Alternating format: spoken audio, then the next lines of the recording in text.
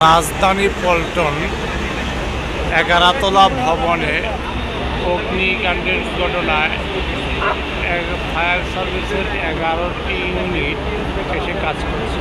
এখনও আগুন নিয়ন্ত্রণে আসে।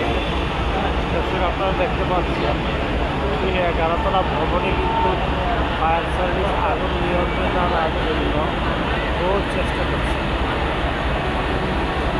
ফায়ার সার্ভিসের সাথে দর্শক র্যাব, সেনা ও পুলিশ সহযোগিতা করছে।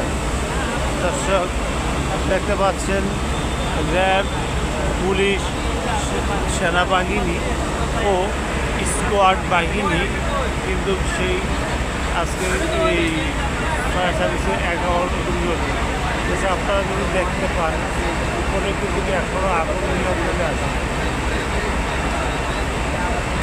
উপরে কিন্তু আগুন এখনও নিয়ন্ত্রণে আসেনি। দর্শক দেখতে পাচ্ছেন অগ্নিকাণ্ড কিন্তু এখনও চলছে। রাজধানী পল্টনে 11তলা ভবনে, এই ভবনে কয়েকটি আবাসিক হোটেল রয়েছে। সে আবাসিক হোটেলেই এদের ছাদে কিন্তু সে আগুন লেগেছে রাত 8টা বাজে। দর্শক আপনাদেরকে আরেকটু নিচে দেখাই।